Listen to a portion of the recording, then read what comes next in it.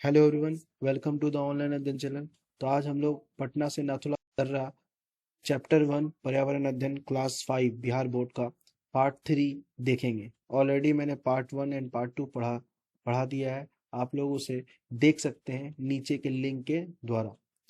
चलिए, पार्ट 3 के कुछ हिस्से बचे हुए थे जिनमें क्वेश्चन आंसर एंड टॉपिक्स दोनों को मैं डील करूँगा। ओके, चलिए आगे बढ़ते हैं। तो वो लोग जब इन सभी वादियों से घूमते हुए आगे बढ़ रहे थे तो सिक्किम जो है, सिक्किम एक छोटा सा राज्य है जो चारों तरफ पहाड़ और घाटियों से घिरा है। वो लोग इस जगह को घूमते हुए आगे बढ़ रहे थे। जब ये लोग आगे बढ़े तो एक खूबसूरत सी नदी, जो मुख्य नदी है सिक्किम की, वह इन लोगों ने देखा। इस नदी का नाम था तीस्ता। यहाँ पर 3 प्रकार की जनजातियां पाई जाती हैं। वह जनजाति है लेप्चा, नेपाली और भूतिया जनजाति। और यहाँ के लोग बहुत ज़्यादा मेहनती हैं, साथ ही साथ बहुत ही सिंपल और सरल तरीके से रहते हैं और बहुत हेल्पफुल नेचर के हैं। ये लोग बहुत ही हेल्पफुल होते हैं, रंग बिरंगे कपड़े पहनते हैं। और यहाँ की जो महिलाएं हैं रंग बिरंगे कपड़े पहनती हैं, खूबसूरत से इन सभी के ऑर्नामेंट्स होते हैं, ज्वेलरी आइटम होते हैं जिनमें कई प्रकार के मनकों से जड़े ज्वेलरी आइटम देखने को मिलते हैं। साथ ही साथ सोने के ये लोग आभूषण भी बहुत ज़्यादा मात्रा में पहनती है और इन्हें सोने के आभूषण पहनना भी पसंद है। फिर इन लोगों ने गैंगटॉक में फूलों का बगीचा, बोटेनिकल गार्डन, रूमटेक मोन्टेसरी ये सभी तो देखे ही इन लोगों ने। जैसा कि आपको पता होना चाहिए, रूमटेक मोन्टेसरी जो है करमापा बौद्ध धर्म गुरु का जो है यह एक निवास भी है। यानी कि करमापा जो बौद्ध धर्म गुरु थे उनका यह निवास स्थान है रूमटेक मोन्टेसरी। यह बौद्ध धर्म का दर्शनीय स्थल है।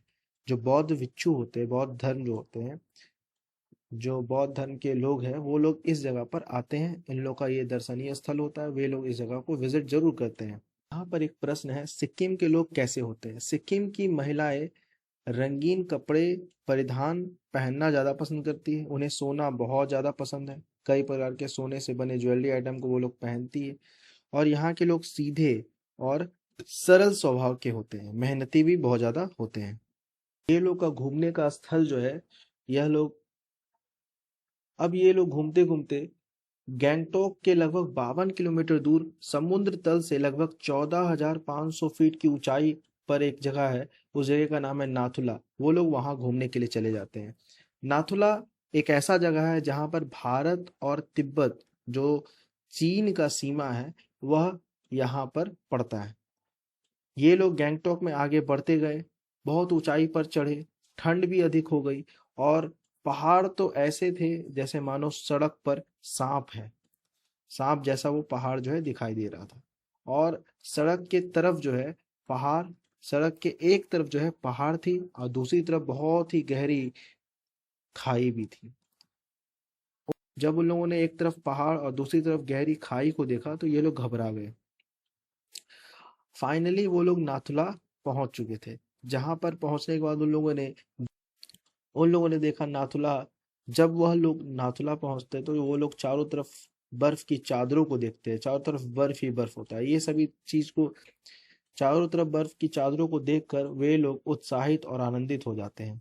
सबसे ऊंचाई पर शान से उन लोगों ने लहराते हुए अपने प्यारे से तिरंगे को देखा। तिरंगे को लहराते हुए देखकर उन लोगों का सीना गर्व से भर गया। दूसरी तरफ चीन देश का भी झंडा लहरा रहा था। जब वो लोग आगे बढ़े तो उन लोगों ने देखा कि सीमा पर तैनात कई सारे सैनिक जो है लोगों को मार्गदर्शन दे रहे थे। मतलब वो बता रहे थे कि कैसे आगे बढ़ना है। सांस लेने में बहुत ज्यादा दिक्कत हो रही थी क्योंकि काफी ऊंचाई थी वहां पर 50 से 60 सीढ़ियां पर चढ़ना भी मुश्किल लग रहा था उन लोगों को। और सांस फूलने लगी क्योंकि ऑक्सीजन की कमी हो जाती थी। सैनिक बर्फ पर ना चलने एवं सीढ़ी पर रुक रुक कर चढ़ने को कह रहे थे। वहां पर सैनिक सभी लोगों को यह बोल रहे थे कि आप लोग ध्यान पूर्वक आगे बढ़िए और रुक रुक कर सीढ़ी पर चढ़िए, क्योंकि सांस लेने में तकलीफ हो रही थी। तो कुछ बच्चे ऐसे थे जो दौड़कर चलने लगे, जबकि उन लोगों को मना भी किया गया।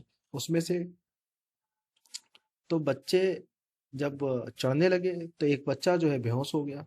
सभी चिल्लाने लगे कि इसे जल्दी से ऑक्सीजन दो, ऑक्सीजन दो। तो सैनिक ने उसे तुरंत जो है मेडिकल कैंप में पहुंचा दिया। तो सैनिकों ने उस बच्चे को तुरंत मेडिकल कैंप में पहुंचाया। जैसे ही वो मेडिकल कैंप में गया तो बच्चा फिर से स्वस्थ होकर वापस आ गया। वह बच्चा क्यों बेहोश हुआ?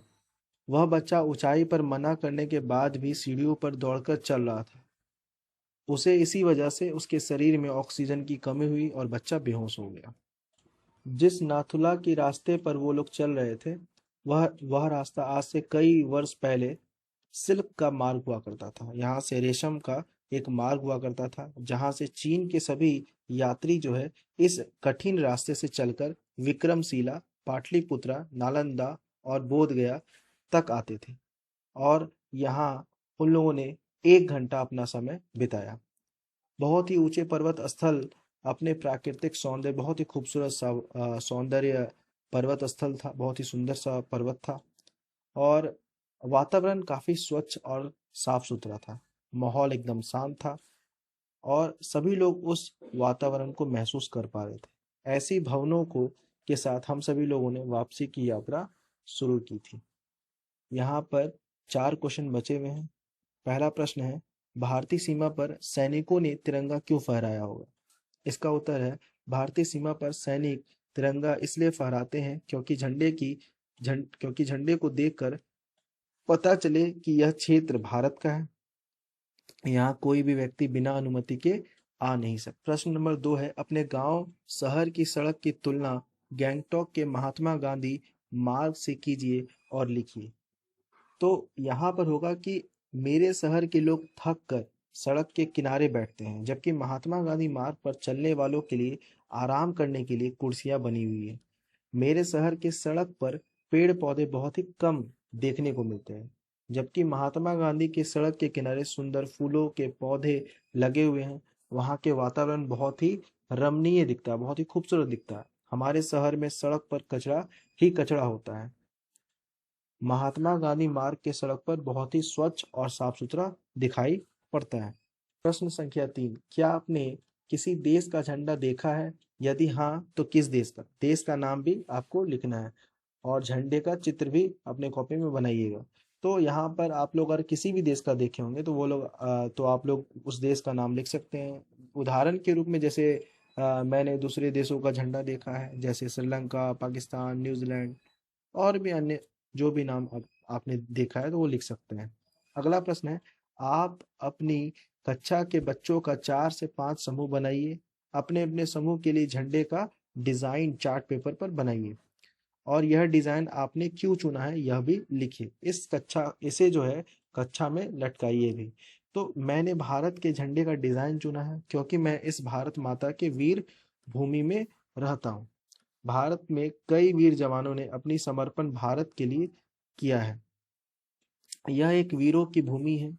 इस भारत में लोग एक दूसरे के साथ अच्छी तरह से पेश आते हैं, एक दूसरे को सम्मान करते हैं। इसलिए मैंने भारत के झंडे का डिजाइन चुना है। प्रश्न संख्या, आपने कभी भी यात्रा की हो या यात्रा के बारे में पढ़ा हो तो उसके बारे में लिखना है। तो उदाहरण के लिए मैंने यहाँ पर लिख दिया है, मैंने केदारनाथ की यात्रा के बारे में पढ़ा है। वहाँ के वहाँ पर शिव महादेव का स्थान है, शिव जी का स्थान है। वहाँ पर बहुत ही वहाँ पर बहुत सारे श्रद्धालु अपने अपने देश से वहाँ दर्शन के लिए आते हैं। वहाँ पर यात्रा के दौरान डमरू मिलते हैं, तरह तरह के खिलौने भी मिलते हैं, तरह तरह के खिलौने भी मिलते हैं।